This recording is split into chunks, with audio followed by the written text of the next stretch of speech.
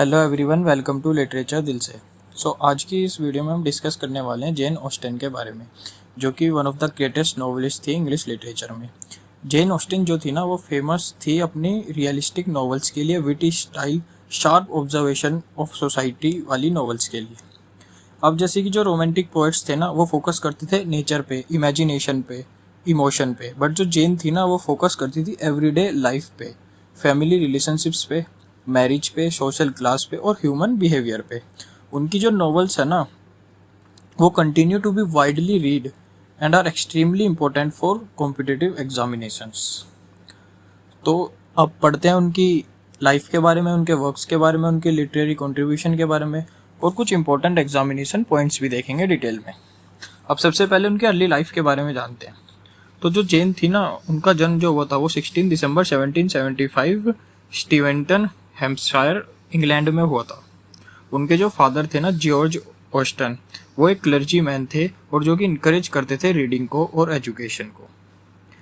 जेन जो है ना, वो grew up in literary environment and developed an interest in writing from an early age. हालांकि जो वो थी ना, वो कभी यूनिवर्सिटी नहीं गई, उन्होंने कभी यूनिवर्सिटी अटेंड नहीं की, बट उन्होंने अपने आप को एजुकेट किया थ्रू एक्सटेंसिव रीडिंग से।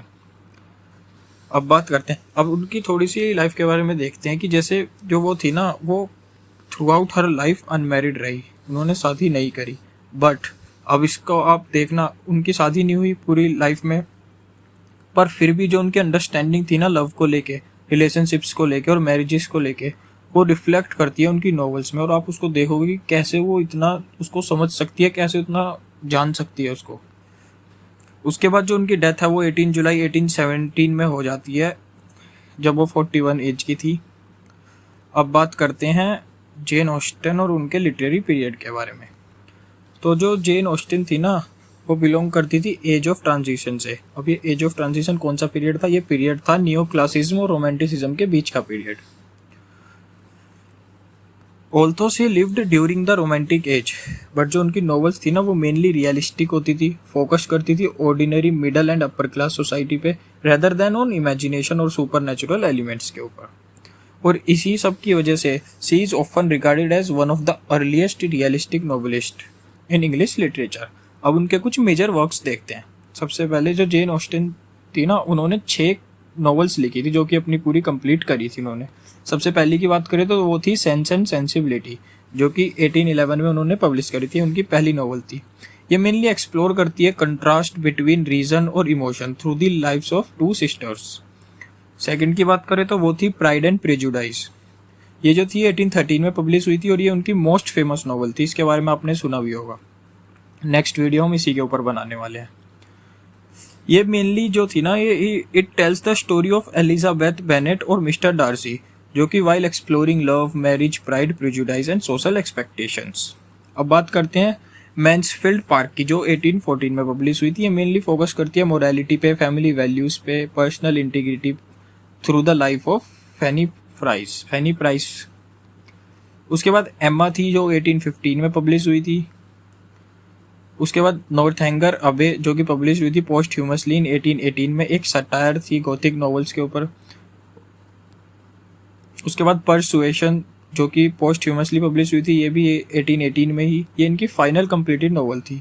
ये एक्सप्लोर करती थी सेकंड चांसेस को, मैच्योरिटी को और enduring love through Anne. Elliot and captain Wentworth. अब उनकी नॉवेल्स की ना कुछ कैरेक्टरिस्टिक्स देखते हैं। तो जो सबसे पहली कैरेक्टरिस्टिक्स थे ना, वो है realism.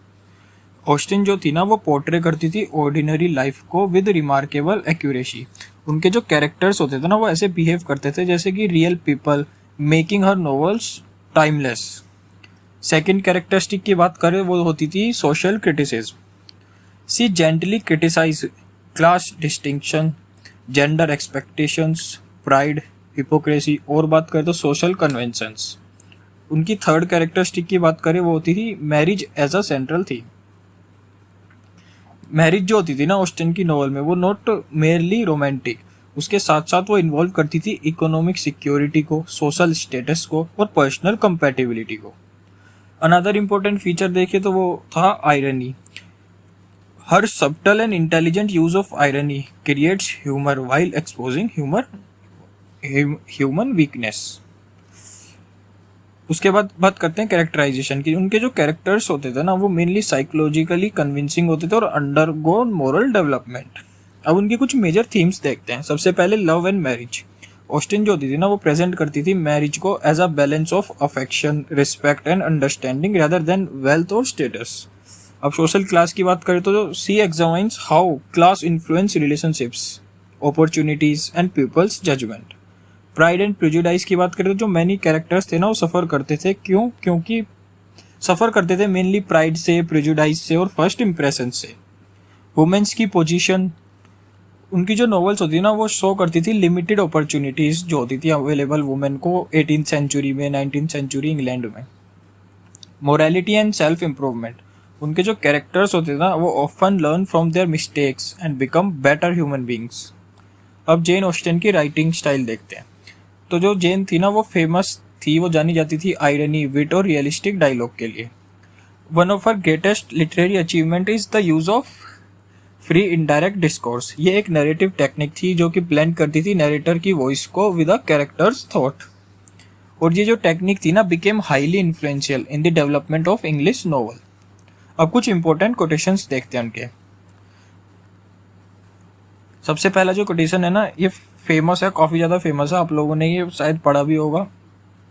It is a truth universally acknowledged that a single man in possession of a good fortune must be in want of a wife. ये मेनली ओपनिंग लाइन है प्राइड एंड प्रेजुडाइज से जो ली गई है और ह्यूमरसली इंट्रोड्यूस करती है novels की theme of marriage and society को। अनदर फेमस कोटेशन देखे तो वो है there is no charm equal to tenderness of heart. Mainly इसमें एम्फेसाइज करती है Austen's belief in kindness, compassion and genuine human values को। अब उनका कंट्रीब्यूशन देखते हैं इंग्लिश लिटरेचर में। जेन ऑस्टिन जो थी ना उन्होंने ट्रांसफॉर्म किया था इंग्लिश नॉवल को through her realistic portrayal of society and her psychologically complex characters. She perfected the novel of manners and focusing on social customs, family life and personal relationships.